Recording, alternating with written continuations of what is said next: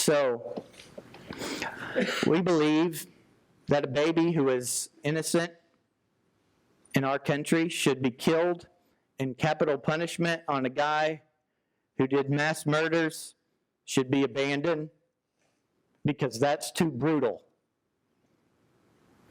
We live in a country where you're pro-life if you have a heartbeat bill and mandatory counseling before you get an abortion.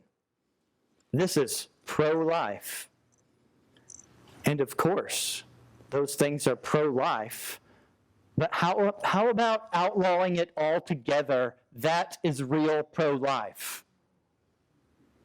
And if you're not for outlawing it altogether, then you're not really for pro-life.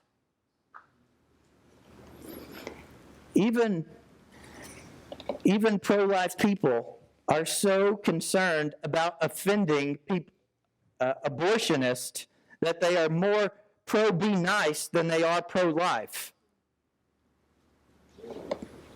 We don't want to offend people who do get abortions, so let's not outlaw it. We don't want to offend people who have gotten abortions, so let's just make some other laws down here to show we don't like it. But it's murder!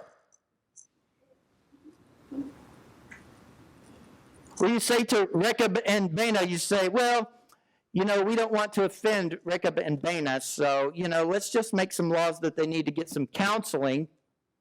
Let's just make some laws that they need to wait a certain amount of time and get some therapy going. Murder deserves punishment. And until you're okay with punishing those who get an abortions, you're not really pro-life. Until you're okay with seeking capital punishment as being on the table for abortion doctors, you're not pro-life. They're mass murderers.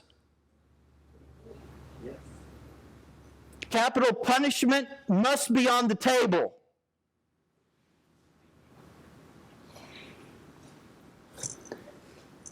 And if you're not for that being on the table, and you're not for any punishment at all, then you're not pro-life, and you're not for fixing the problem.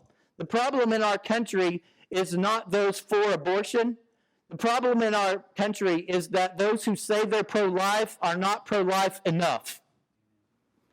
The majority of people in our country say they are pro-life now. But you know what? They're only pro-life when it doesn't offend anyone else.